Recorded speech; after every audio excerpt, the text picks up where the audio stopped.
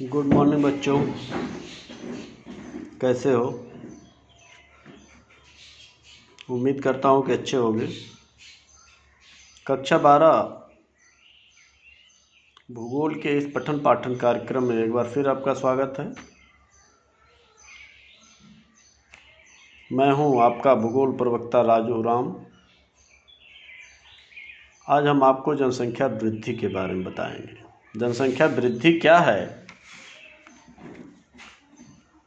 उसको हम एक सरसरी निगाह से देख लेते हैं। किसी निश्चित क्षेत्र अथवा प्रदेश में एक निश्चित अवधि के दौरान निवास करने वाली जनसंख्या में होने वाले परिवर्तन को जनसंख्या वृद्धि कहते हैं। साफ साफ ये समझिए, किसी क्षेत्र विशेष में जो जनसंख्या रह रही है, जो लोग रह रहे हैं, उसमें जो परिवर्तन होता है एक निश्चित अवधि में।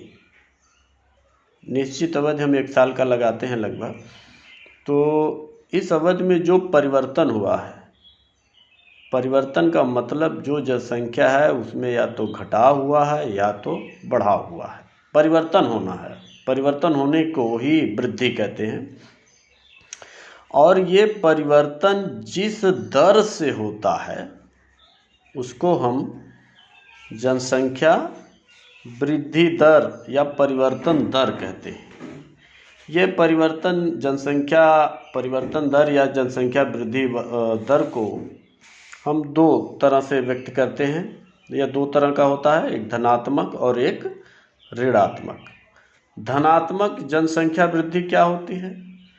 जब क्षेत्र विशेष में जो जनसंख्या रह रही है उसमें वृद्धि हो जाए उस अवधि के दौरान, तो जनसंख्या वृद्धि हो जाएगी। और जिस दर से वृद्धि होती है उसको जनसंख्या वृद्धि धनात्मक वृद्धि दर कहते हैं। लेकिन वहीं इसका दूसरा पहलू है कि जो जनसंख्या रह रही है क्षेत्र विशेष में, उस निश्चित अवधि में उसमें वृद्धि की बजाय कमी आ जाए। क्या आ जाए? कमी। जैसे मान लीजिए 1000 लोग रह रहे हैं, उसमें 50 लोग कम हो गए। कितना हो गया? 950। ये वृद्धि नहीं हुई, बल्कि पहले से भी क्या हो गया? कम हो गया। इसको ऋणात्मक वृद्धि कहते हैं। और जिस दर से ये घटती है जनसंख्या, उसी को हम ऋणात्मक वृद्धि दर कहते हैं। तो समझ गए होंगे आप जनसंख्या वृद्धि की परिभाषा क्या है। जनसंख्या वृद्धि के घटक, हम कुछ घटक है यहाँ पे, मूल रूप से 3 घटक है। उसमें हम पहला देख लें, प्रजनन। मतलब जो ये बढ़ाव और घटाव, जनसंख्या में जो बढ़ाव हुआ है, जो घटाव हुआ है, उसके कुछ फैक्टर्स हैं, कारक हैं, जो ये बढ़ाते भी हैं और घटाते भी हैं। उसमें है एक प्रजनन, जिसको हम जन्म दर कहते हैं, असंशोधित जन्म दर। तो ये जन्म दर को हम कैसे व्यक्त करेंगे? किसी वर्ष विशेष में प्रति 1000 व्यक्तियों के पीछे कुल जीवित जन्म लेने वाले शिशुओं की संख्या जन्म दर कहलाती है। हमने शिशुओं लिखा है, व्यक्तियों नहीं लिखा है, शिशुओं। जन्म शिशु लेते हैं, इसलिए आपको कन्फ्यूज़न ना हो, इसीलिए शिशुओं को लिखा है। जीवित जन्म लेने वाले, कुछ बच्चे मरे पैदा होते हैं, उनकी गणना इसमें नहीं की जाती है। जन्म के समय शिशु जिंदा रहे, उसी की गणना इसमें होती है। इसीलिए मैंने लिखा है जीवित जन्म लेने वाले शिशुओं की संख्या जन्म दर कहलाती है। ठीक, 1 वर्ष में। इसका जो फार्मूला है, इसको कहते हैं क्रूड बर्थ रेट, माने जन्म दर। क्या कहते हैं? जन्म दर। Crude birth rate equal BI, यानी बर्थ ड्यूरिंग द ईयर। ये तो हमने संकेत दिया है ना, इसका मतलब हुआ बर्थ ड्यूरिंग द ईयर, वर्ष के दौरान जितना जन्म हुआ है। लिविंग बर्थ जो है इस साल में, उसको इंगित करता है। पी जहाँ इंगित करता है पॉपुलेशन, टोटल जो पॉपुलेशन थी उस वर्ष में, during the population during the year, माने उस वर्ष जो टोटल पॉपुलेशन रही उसको इंगित करता है। इन 2000 इससे जो निकल कर आएगा आंकड़ा उसको हम जन्म दर कहते हैं। ठीक, अब हम दूसरा देख लेंगे। दूसरा जो घटक है मृत्यु दर, इसको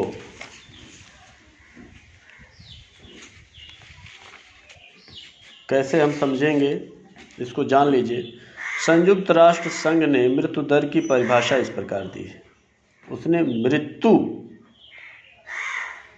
की परिभाषा दी है, मृत्यु दर की नहीं, सॉरी, मृत्यु दर नहीं कहा, मृत्यु किसको कहते हैं उसकी उसने परिभाषा दी है। तो क्या कहा है, जन्म के बाद किसी भी समय जीवन के सभी प्रमाणों के अस्थायी रूप से लोप हो जाने को मृत्यु कहते हैं।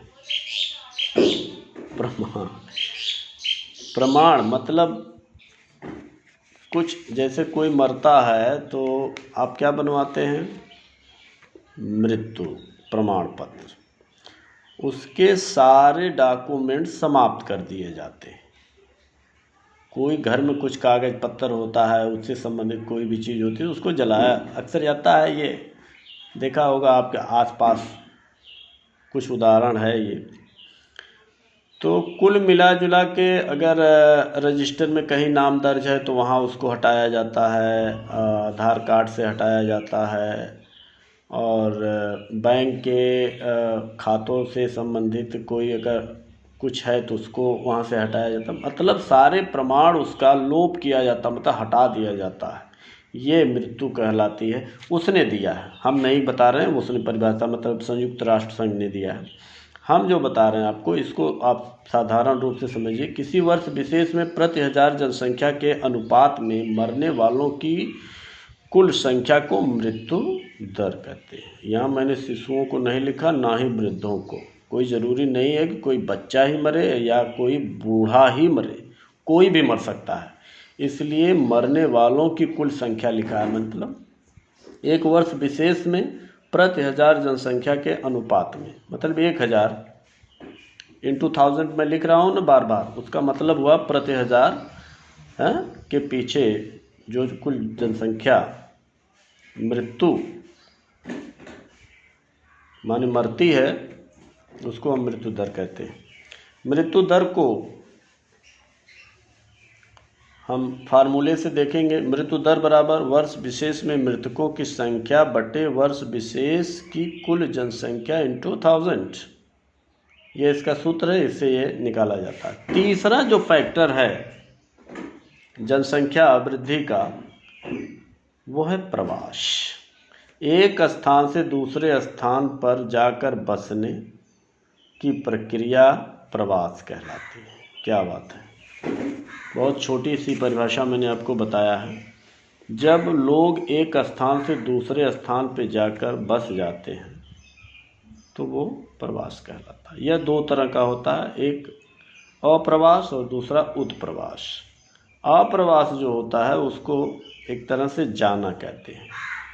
जैसे आपके गांव से लोग मुंबई जाकर बस जा रहे हैं। कहाँ जाके बस रहे हैं? मुंबई। कहाँ चले गए? सऊदी। कहाँ चले गए? अमेरिका। कहाँ चले गए? दिल्ली। कहाँ चले गए? कोलकाता। अगर जा रहे हैं, जाके वहाँ पर कुछ समय के लिए बस जाते हैं या अस्थायी रूप से बस जाते हैं, उसको हम अप्रवास कहते हैं। प्रवास को जाना, ठीक है ना, जाकर बसना। उत्प्रवास का मतलब है आना।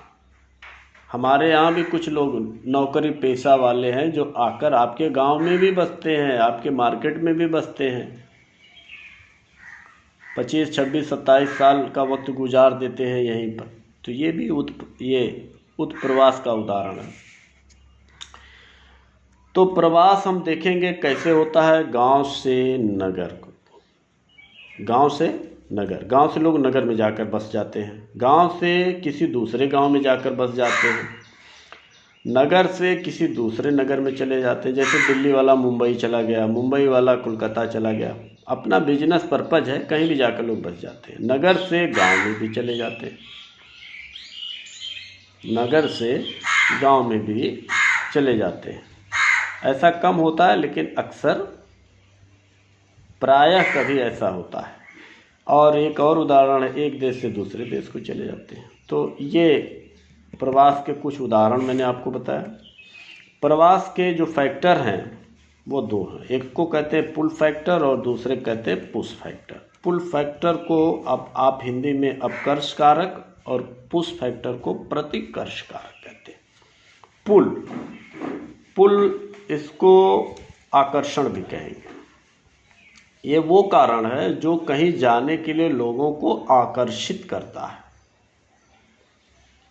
और पुश फैक्टर वो है जो किसी व्यक्ति को उस स्थान से विवश करता है जाने के लिए, इसको कहते हैं पुश। पुश माने धक्का देना, जबरी किसी को धक्का दे के हटाया जाए तो ये पुश फैक्टर होता है। इसमें बहुत सारी चीज़ें हैं जो आदमी डर के भी भाग जाता है। सांप्रदायिक कारण भी हो सकता है, ये धार्मिक में आ गया, राजनीतिक कारण जैसे युद्ध हो गया, और भी प्राकृतिक कारण है, उसमें लोग भाग जाते हैं। जहाँ पर रहे हैं वहाँ पर कोई घटना घटती है तो उसको भाग जाते हैं, क्योंकि वो अपने से नहीं जाते हैं, किसी परिस्थिति विशेष के कारण वहाँ से जाते हैं, ज़बरदस्ती वो वहाँ से चले जाते हैं, इसलिए उसको हम पुश फैक्टर कहते हैं। पहला पुल फैक्टर, इसमें कुछ करने की आवश्यकता नहीं होती, लोग अपने आप खींचे चले आते हैं। शहरी चकाचौंध है, सुविधाएं हैं, नौकरी है, बिजनेस है, कुछ भी हो सकता है इसमें। एक उदाहरण है, आपके इर्द गिर्द की महिलाएं अक्सर चली जाती हैं शहरों में, एक बार जाती हैं फिर आती हैं, उनका मन गांव में नहीं लगता, फिर वो भाग कर जाना चाहती हैं, क्योंकि वहाँ पर सारी सुविधाएं मिल जाती है, घर बैठे बैठे सारे काम करना नहीं पड़ता। विशेष मर्द ही काम करते हैं, औरतें घर में बैठी रहती हैं, उसको बड़ा आकर्षण लगता है। शहरी चकाचौंध उनको, उनकी आँखों को चकाचौंध करता है, इसलिए वो बार बार जाना चाहती हैं। ये कारण आप आसानी से इसको समझ सकते हैं। तो ये प्रवास में हम ये देखें, इस पे कुछ हम प्रश्न आगे देंगे आपको। आज बस इतना ही। बहुत बहुत धन्यवाद आप लोगों को।